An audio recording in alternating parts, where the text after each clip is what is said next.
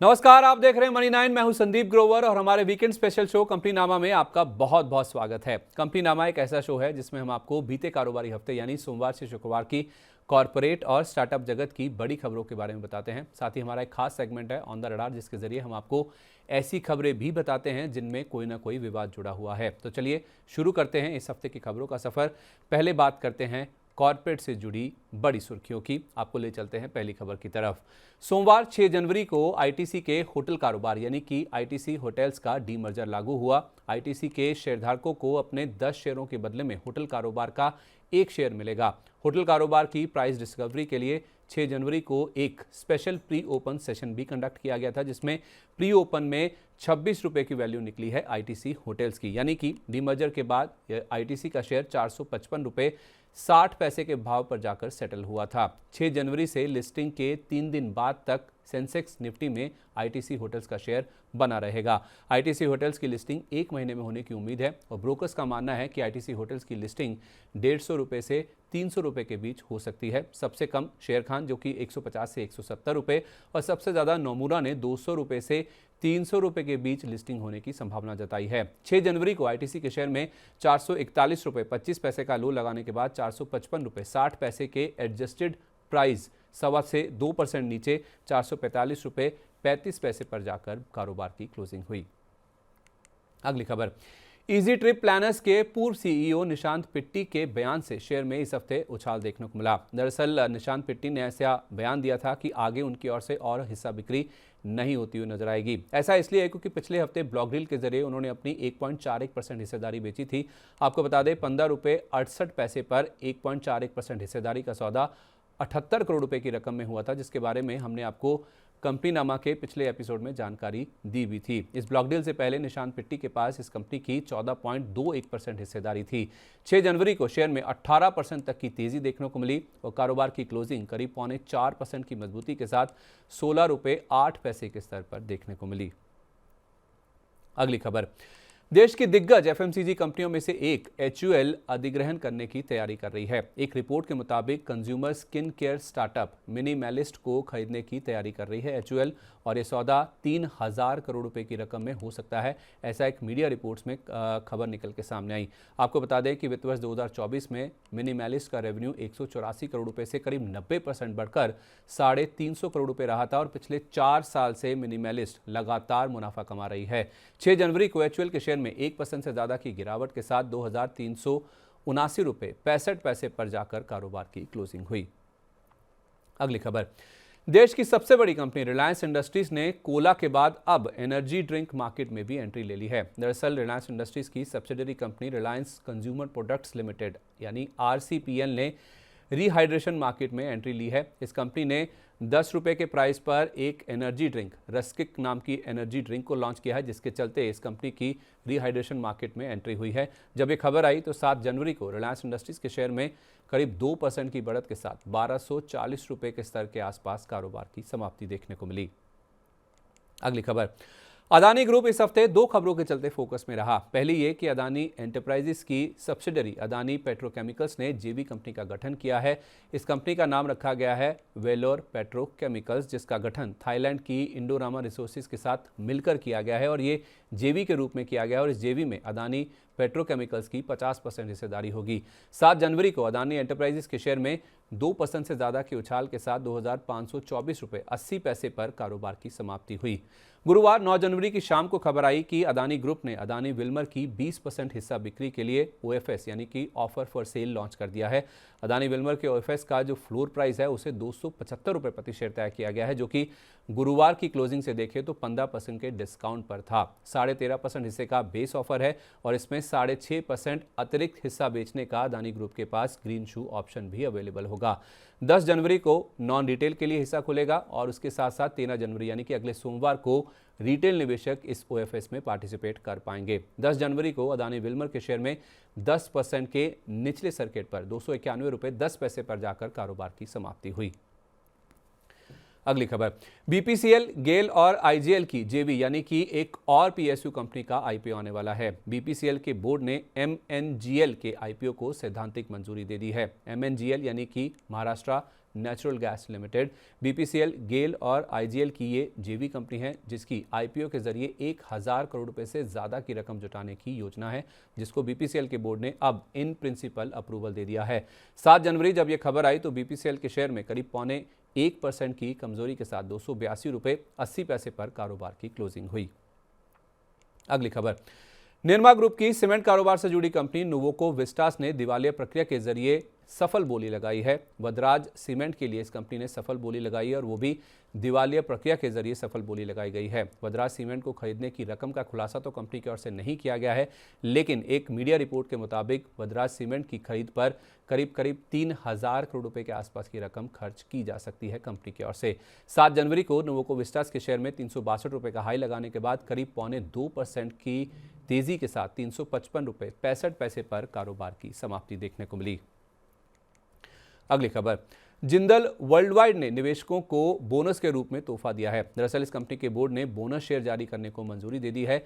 हर एक शेयर के बदले में कंपनी के शेयरधारकों को 4 बोनस शेयर दिए जाने को बोर्ड की ओर से मंजूरी दे दी गई है।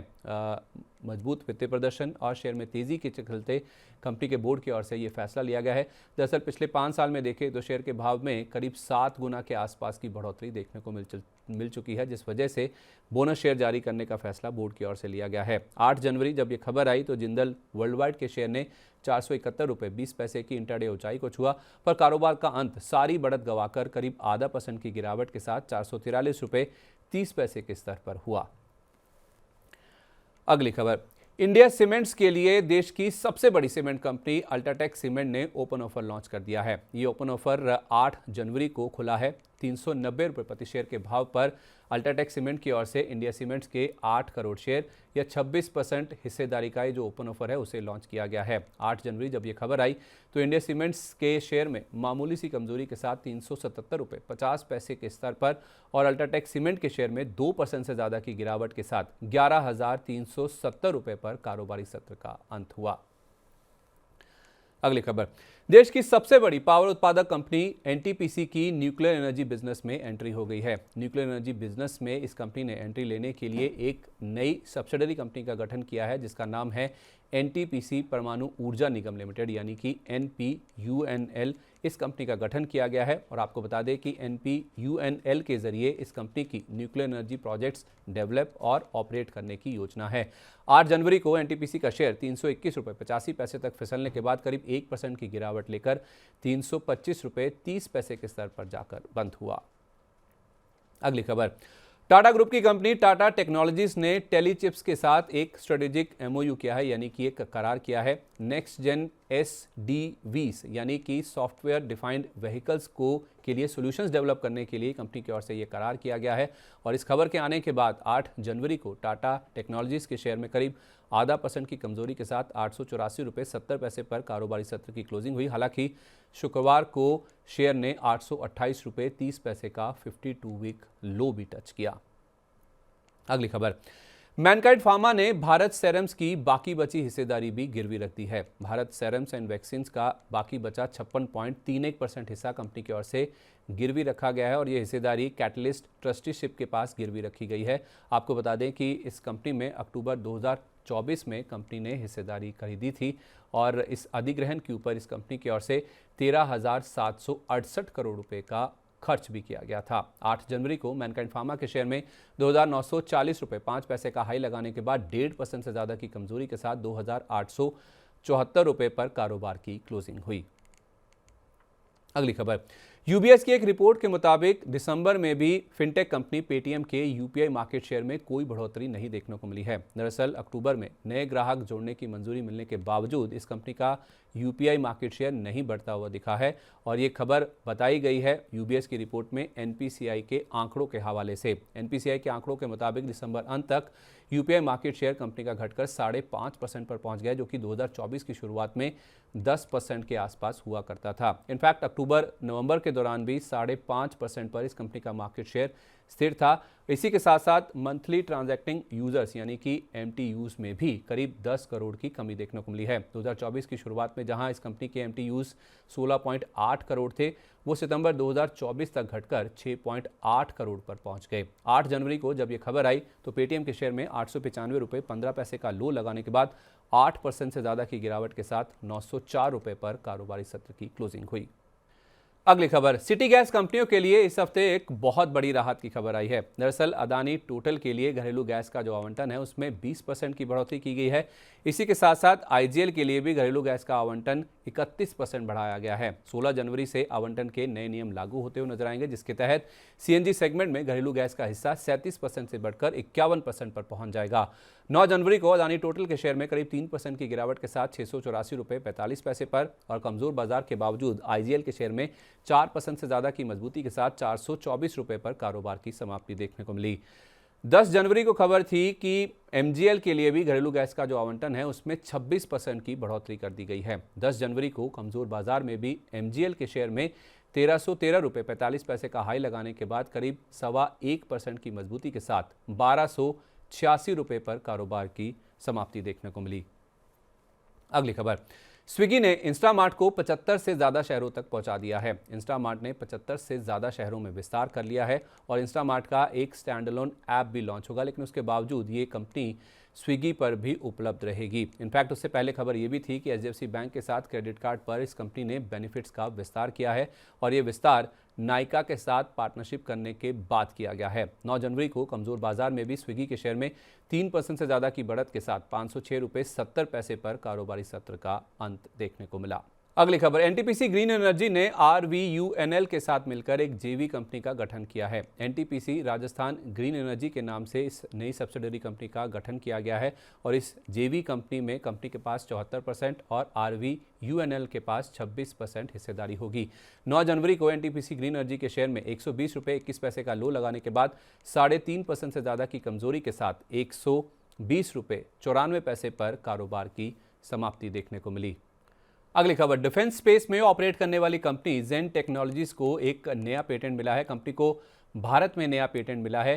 T-72 containerised crew gunnery simulator system का कंपनी को पेमेंट मिला है और आपको बता दें कि वित्त वर्ष 2025 यानी कि मौजूदा वित्त वर्ष में कंपनी को 11वां पेटेंट मिला है। इस नए पेटेंट के जरिए मिलिट्री ट्रेनिंग टेक्नोलॉजी में इस कंपनी की पकड़ और मजबूत होती हुई नजर आएगी। 9 जनवरी को कमजोर बाजार में भी जेन टेक्नोलॉजीज के शेयर में 2% से ज़्यादा की बढ़त के साथ 2522 रुपये पर कारोबार का अंत हुआ। हालांकि दिन के दौरान शेयर 2585 रुपये तक भी उछल गया था। अगली खबर, एक्मे सोलर की जनरेशन क्षमता में और विस्तार देखने को मिला है। दरअसल इस कंपनी ने राजस्थान में 90 मेगावाट का सोलर पावर प्लांट शुरू किया है, जिसके बाद इस कंपनी की कुल ऑपरेशनल जनरेशन क्षमता बढ़कर 2453 मेगावाट पर पहुंच गई है। जनरेशन क्षमता बढ़ने की खबर आने के बाद 9 जनवरी को कमजोर बाजार में भी एक्मे सोलर के शेयर में 241 रुपये की इंट्राडे ऊंचाई को छुआ और कारोबार की क्लोजिंग करीब 3.5% की मजबूती के साथ 237 रुपये 80 पैसे के स्तर पर देखने को मिली। चलिए बात करते हैं प्राइमरी मार्केट की। इस हफ्ते प्राइमरी मार्केट में भी एक और कंपनी ने दस्तक दी, उसका नाम है Indo farm equipment. Indo farm equipment की लिस्टिंग काफ़ी अच्छी देखने को मिली। इनफैक्ट NSE पर इस कंपनी का शेयर 256 रुपये प्रति शेयर के भाव पर जाकर लिस्ट हुआ, यानी कि इशू प्राइस के मुकाबले 19% प्रीमियम पर इस कंपनी की लिस्टिंग हुई, क्योंकि इस IPO का इशू प्राइस 215 रुपये प्रति शेयर तय किया गया था। यह IPO कुल 230 गुना के आसपास सब्सक्राइब हुआ था, जिस वजह से लिस्टिंग अच्छी हुई और इस इशू के जरिए कंपनी ने 260 करोड़ रुपए के आसपास की रकम जुटाई है। 7 जनवरी को इंडो फार्म इक्विपमेंट के शेयर में 287 रुपये का हाई लगाने के बाद 275 रुपये 49 पैसे के स्तर पर कारोबार की क्लोजिंग हुई, जो कि 256 रुपये के ओपनिंग प्राइस से करीब 0.8% ऊपर है, पर 215 रुपये के इशू प्राइस से करीब 28% के प्रीमियम पर है। तो ये थी बीते कारोबारी हफ्ते की कॉर्पोरेट जगत से जुड़ी बड़ी सुर्खियां। चलिए अब रुक करते हैं कॉर्पोरेट जगत की ऐसी खबरों का जिनमें कोई ना कोई विवाद जुड़ा हुआ है। चलते हैं हमारे खास सेगमेंट ऑन द रडार की तरफ और आपको ले चलते हैं पहली खबर की तरफ। एक्जो नोबल इंडिया ने इस हफ्ते मीडिया रिपोर्ट्स जारी होने के बाद अपनी सफाई जारी की है। दरअसल खबरें ऐसी थी मीडिया रिपोर्ट्स के हवाले से कि इस कंपनी की पाउडर कोटिंग बिजनेस और R&D ऑपरेशंस को बेचने की योजना है, जिसको बोर्ड ने हरी झंडी दे भी दी है। अपनी indirect subsidiary company Akzo Nobel NV को ये हिस्सा बिक्री पर बाद में विचार किया जाएगा और पेरेंट कंपनी के रिक्वेस्ट करने के बाद कंपनी के बोर्ड ने ये फैसला लिया है। साथ में खबर ये भी थी कि बर्जर पेंट्स की इस कंपनी में हिस्सा खरीदने की खबरें हैं। 7 जनवरी को एक्जो नोबल इंडिया के शेयर में 6% से ज्यादा की मजबूती के साथ 3636 रुपये 35 पैसे पर कारोबारी सत्र का अंत हुआ। 8 जनवरी को कंपनी ने मीडिया में छपी खबरों पर सफाई जारी की और कहा कि पेरेंट कंपनी की ओर से पोर्टफोलियो रिव्यू की छपी रिपोर्ट पर कंपनी फिलहाल के लिए कुछ भी नहीं कह सकती हो। इनफैक्ट उनके पास कोई भी जानकारी नहीं मिली है पेरेंट कंपनी की ओर से। साथ ही बर्जर पेंट्स ने भी सफाई जारी कर कहा कि फिलहाल हिस्सा खरीद को लेकर उनकी ओर से कोई भी डेवलपमेंट नहीं हुआ है। बर्जर पेंट्स 8 जनवरी को एक्जो नोबल का शेयर 3,565 रुपये तक लुढ़कने के बाद आधा % से कम की गिरावट के साथ 3,620 रुपये पर और बर्जर पेंट्स का शेयर करीब 3% की बढ़त के साथ 463 रुपये पर डे हाई के करीब जाकर बंद हुआ था। अगली खबर, कोटक महिंद्रा बैंक के लिए इस हफ्ते एक बुरी खबर आई है। दरअसल इस बैंक के CTO और COO मिलिंद मगनूर ने अपने पद से इस्तीफा दे दिया है और उनका इस्तीफा 15 फरवरी 2025 से लागू हो जाएगा। उनका कहना था कि परिवार के सदस्यों की देखभाल के लिए वो US लौटना चाहते हैं और इस इरादे के चलते ही उन्होंने CTO और COO के पद से इस्तीफा दे दिया है। 6 जनवरी को कोटक महिंद्रा बैंक का शेयर करीब 3.5% की गिरावट लेकर 1,777 रुपये 90 पैसे के स्तर पर बंद हुआ। हालांकि दिन के दौरान शेयर 1,772 रुपये 90 पैसे तक भी फिसल गया था। अगली खबर, बीते वीकेंड पर खबर थी कि प्रीमियर एक्सप्लोजिव्स की तेलंगाना की इकाई में आग लग गई है। आग लगने से इस कंपनी की बिल्डिंग और इक्विपमेंट को नुकसान हुआ है और इस हादसे में एक व्यक्ति की मौत भी हुई है और एक बुरी तरह से जख्मी भी हुआ है। आग लगने के कारण को ढूंढने के लिए इस कंपनी ने जांच भी भिटा दी है और कंपनी ने यह भी कहा कि डैमेज हुए एसेट्स पूरी तरह से इंश्योर्ड हैं और इस हादसे के चलते हुए वित्तीय नुकसान का आंकलन कंपनी की ओर से जारी है। 6 जनवरी को प्रीमियर एक्सप्लोजिव्स के शेयर में 496 रुपये 10 पैसे का लो लगाने के बाद 8% से ज्यादा की गिरावट के साथ 505 रुपये पर कारोबार का अंत हुआ। अगली खबर, 3 जनवरी से आंध्रा पेपर की राजमुंद्री मैन्युफैक्चरिंग इकाई में काम रुका हुआ था। वर्कर्स की हड़ताल के चलते ये कामकाज रुका हुआ था इकाई में। दरअसल वेतन बढ़ोतरी की मांग को लेकर ट्रेड यूनियन ने इस कंपनी की जो हड़ताल है उसकी शुरुआत की थी और इस हड़ताल के चलते कंपनी ने कहा था कि प्रतिदिन 510 MT का उत्पादन नुकसान हो रहा है। जब ये खबर आई तो 6 जनवरी को आंध्रा पेपर के शेयर में 90 रुपये 5 पैसे का लो लगाने के बाद 0.25% की कमजोरी के साथ 91 रुपये 75 पैसे के स्तर पर कारोबार की क्लोजिंग हुई।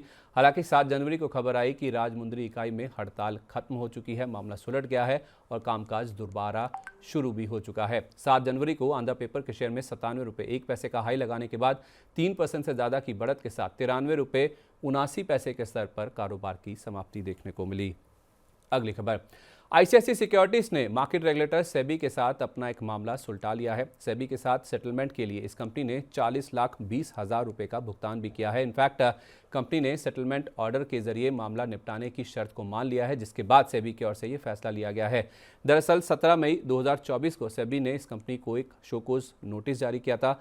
स्टॉक ब्रोकर से जुड़े नियमों के उल्लंघन से जुड़ा हुआ ये मामला है, जिस वजह से इस कंपनी को ये नोटिस जारी किया गया था। इनफैक्ट आपको बता दें कि इस कंपनी की ओर से अधिकृत व्यक्ति यानी कि ऑथराइज पर्सन की निगरानी करने में विफल हुई है, ऐसा सेबी ने अपनी रिपोर्ट में कहा था। 7 जनवरी को जब ये सेटलमेंट की रिपोर्ट आई तो ICICI सिक्योरिटीज के शेयर में 853 रुपये 70 पैसे के हाई के करीब 1.5% की मजबूती के साथ 852 रुपये पर कारोबार की क्लोजिंग देखने को मिली। अगली खबर, इलेक्ट्रिक 2 व्हीलर बनाने वाली कंपनी ओला इलेक्ट्रिक के लिए बुरी खबरें आने का दौर खत्म नहीं हो रहा है। ओला इलेक्ट्रिक को मार्केट रेगुलेटर सेबी ने एक चेतावनी जारी की है। इनफैक्ट सेबी ने इस कंपनी को एडमिनिस्ट्रेटिव वार्निंग जारी की है और समय पर डिस्क्लोजर ना देने के चलते कंपनी को ये वार्निंग दी गई है। इस कंपनी ने BSE NSE से पहले सोशल मीडिया पर डिस्क्लोजर दिए थे, जिस वजह से ये वार्निंग जारी की गई है। इनफैक्ट इस कंपनी के जो CEO हैं भाविश अग्रवाल, उन्होंने BSE NSE को बताने से कुछ घंटे पहले ही स्टोर विस्तार की जो जानकारी है वो अपने सोशल मीडिया प्लेटफॉर्म X पर शेयर कर दी थी, जिस वजह से कंपनी को ये चेतावनी जारी की गई है। 8 जनवरी को ओला इलेक्ट्रिक का शेयर 75 रुपये 16 पैसे का लो लगाने के बाद करीब 1.25% की गिरावट के साथ 78 रुपये 97 पैसे पर जाकर बंद हुआ। पर 9 जनवरी को भी शेयर में 5% की गिरावट देखने को मिली और क्लोजिंग 75 रुपये 70 पैसे के स्तर पर जाकर देखने को मिली। अगली खबर, online food delivery companies Swiggy और जोमेटो ने इस हफ्ते 15 मिनट में फूड डिलीवरी की सर्विस शुरू की है। स्विगी ने 15 मिनट में फूड डिलीवरी के लिए एक ऐप लॉन्च किया है जिसका नाम है स्नैक, और इसके अलावा जोमेटो ने भी 15 मिनट में फूड डिलीवरी की सर्विस लॉन्च की है। 8 जनवरी को जब ये खबर आई तो स्विगी के शेयर में 486 रुपये 20 पैसे का लो लगाने के बाद 3.5% की गिरावट के साथ 491 रुपये 75 पैसे पर, और जोमेटो के शेयर में 244 रुपये 35 पैसे का लो लगाने के बाद 1% से ज़्यादा की गिरावट के साथ 249 रुपये 65 पैसे पर कारोबार की क्लोजिंग हुई। 10 जनवरी को खबर थी कि कंपनियों की खुद के या प्राइवेट फूड लेवल लॉन्च करने की योजना है। खुद के क्विक कॉमर्स प्लेटफॉर्म यानी कि सेपरेट ऐप्स के जरिए जो फूड डिलीवरी है उसकी कंपनी की योजना है। ब्लिंकिट की बिस्ट्रो और स्विगी की स्नैक के जरिए खुद के खाने की डिलीवरी करने की योजना है, लेकिन इस कदम के खिलाफ रेगुलेटरी अथॉरिटी को शिकायत करने की बातचीत NRAI की ओर से की गई है। इनफैक्ट NRAI ने तो ये तक कह दिया कि मार्केट मोनोपोली को रोकने के लिए वो कानूनी कार्रवाई का रास्ता भी अपनाएंगे, क्योंकि उनका ये मानना है कि ये जो कदम उठाया जा रहा है दोनों कंपनियों की ओर से, ये फंडामेंटली मार्केट प्लेस न्यूट्रलिटी को एक तो वायलेट करता है और दूसरा एक लेवल प्लेइंग फील्ड के लिए अनइवन सिचुएशन पैदा करता है। 10 जनवरी को स्विगी के शेयर में 488 रुपये 55 पैसे का लो लगाने के बाद 3% से ज़्यादा की गिरावट के साथ 492 रुपये पर, और जोमेटो के शेयर में 237 रुपये 45 पैसे का लो लगाने के बाद करीब 1% की गिरावट के साथ 243 रुपये 25 पैसे पर कारोबार की समाप्ति देखने को मिली। तो आज के एपिसोड में बस इतना ही। खबरों के सिलसिले को यहीं पर विराम देते हैं, पर अगले शनिवार की शाम को आपसे फिर मुलाकात होगी इसी समय नई खबरों के साथ। तब तक आप जुड़े रहिए मनी 9 के साथ, और मनी 9 के यूट्यूब चैनल को आप सब्सक्राइब भी कर लीजिए। और हाँ, आपको हमारा इस हफ्ते का शो कैसा लगा नीचे कमेंट बॉक्स में अपनी राय हमारे साथ जरूर शेयर करें। अगर आपको इस हफ्ते का शो अच्छा लगा है तो अपने दोस्तों, सहयोगियों और रिश्तेदारों को भी इस वीडियो का लिंक ज़रूर शेयर करें। नमस्कार, शुभ रात्रि।